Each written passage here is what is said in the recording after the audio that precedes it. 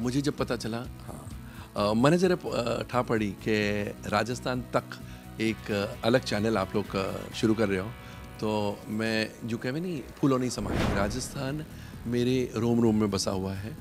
हालांकि मेरा जन्म राजस्थान में नहीं हुआ, जन्म से ही मैं मुंबई में पला बड़ा हूँ। गर्मी की छुट्टियाँ मानी राजस्थान में ही बीतती। 1.5 महीनों तक मैं लोग राजस्थान में रहता। जो ही छुट्टी शुरू हुई राजस्थान आ जाता पूरी फैमिली के साथ है, और 1.5 महीनों जिको मैं लोग एंजॉय करिया हाँ राजस्थान में, वे बाता भुला नहीं सकूँ मैं। इतनी एक्साइटमेंट होती है राजस्थान या खासकर जोधपुर आने में।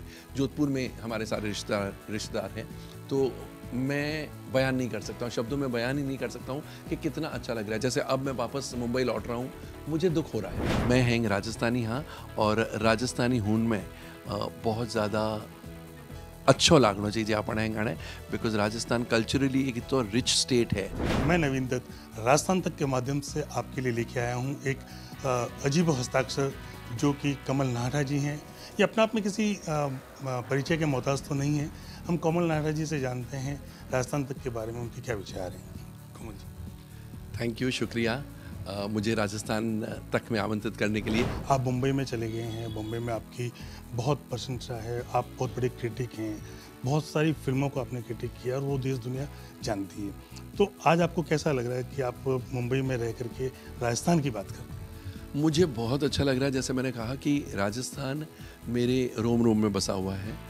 हालांकि मेरा जन्म राजस्थान में नहीं हुआ, जन्म से ही मैं मुंबई में पला बड़ा हूँ। लेकिन क्योंकि इतने सारे रिश्तेदार जड़ें राजस्थान में रही है, लेकिन क्योंकि मेरी जड़ें राजस्थान में रही है, प्लस इतने सारे रिश्तेदार हैं मम्मी के साइड के, पापा के साइड के, तो इसलिए राजस्थान से जुड़े रहने में बहुत अच्छा लगता है। राजस्थान जब भी मैं आता हूँ 2 या 3 दिन आना होता है, बिकॉज लंबा नहीं रुक सकते हैं। लेकिन इतनी एक्साइटमेंट होती है राजस्थान या खासकर जोधपुर आने में। जोधपुर में हमारे सारे रिश्तेदार हैं, तो मैं बयान नहीं कर सकता हूँ, शब्दों में बयान ही नहीं कर सकता हूँ कि कितना अच्छा लग रहा है। जैसे अब मैं वापस मुंबई लौट रहा हूँ, मुझे दुख हो रहा है। सर आप फिल्मी क्रिटिक हैं, फिल्मों के बारे में ज़्यादा लिखते हैं। बहुत से बड़े बड़े बैनरों की फिल्में राजस्थान और जोधपुर में स्पेशली फिल्माई जा रही हैं, तो आपको आपकी नज़र में क्या है कि जोधपुर को कितना महत्व दिया जाना चाहिए?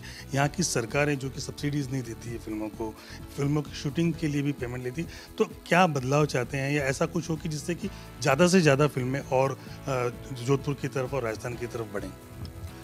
बिल्कुल, राजस्थान गवर्नमेंट को बहुत कुछ करना चाहिए फिल्म यूनिट्स को आमंत्रित करने के लिए, वेलकम करने के लिए एंड आकर्षित करने के लिए कि आके राजस्थान में शूट करो।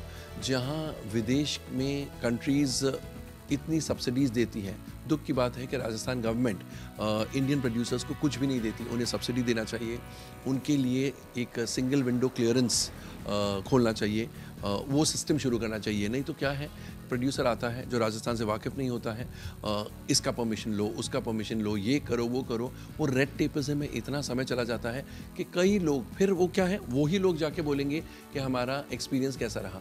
अगर एक सिंगल विंडो क्लियरेंस सिस्टम शुरू हो जाए तो मेरे ख्याल से बहुत आसान हो जाए। प्लस गवर्नमेंट को सब्सिडी ज़रूर देनी चाहिए जो राजस्थान में आके शूट करते हैं। राजस्थान वैसे तो बहुत खूबसूरत स्टेट है एंड लोकेशंस वाइज बहुत अच्छी चीज़ें हैं यहाँ पर जो मुंबई में नहीं है या कोई भी बड़े शहर में नहीं है। सेकेंडली, राजस्थानी फिल्मों के लिए अफसोस की बात है कि राजस्थान गवर्नमेंट कुछ भी नहीं करता है। मेरे ख्याल से गवर्नमेंट को बिना किसी देरी के, बिना कि कुछ सोचे हुए राजस्थानी भाषा को बढ़ावा देने के लिए राजस्थानी फिल्म प्रोड्यूसर्स को जितना ज़्यादा हो सके कंसेशंस एंड सब्सिडीज़ देनी चाहिए। चलते चलते मैं आपसे एक सवाल करना चाहूँगा, क्योंकि लोकसभा का चुनाव है और देश पूरा इस महाकुंभ के चुनाव के समर में है, तो कहीं न कहीं आपको भी वोट करना होगा। जो अभी की राजनीति चल रही है, क्या आप उससे वाकिफ़ हैं, खुश हैं, या इसमें कुछ चेंजेज आने चाहिए? आपको लगता है कि किस तरह का माहौल होना चाहिए राजनीति में? देखिए, जो चल रहा है अच्छा चल रहा है, लेकिन बहुत सी एरियाज़ में इम्प्रूवमेंट की ज़रूरत है। कहने का मतलब है कि मेरे ख्याल से कठिनाइयाँ बिजनेस कम्युनिटी के लिए बहुत ज़्यादा हो गई है। चाहे वो जीएसटी इंट्रोडक्शन, मैं जीएसटी की निंदा नहीं कर रहा हूँ, जीएसटी बिल्कुल सही है, लेकिन उसके इम्प्लीमेंटेशन में इतनी मुसीबतों का सामना करना पड़ा। तो बिजनेसमैन के लिए अगर रूटीन में बाधाएं आ जाती ना, तो वो बिज़नेस को बहुत अफेक्ट करता है। एंड बीजेपी गवर्नमेंट को ये रियलाइज़ करना पड़ेगा कि भले बिज़नेस कम्युनिटी छोटी हो, लेकिन वो बिज़नेस कम्युनिटी एक तरीके से लगभग 80% घरों को चलाती है। अब जीएसटी स्कीम में मेरे ख्याल से 500 रिविजन्स आ गए हैं।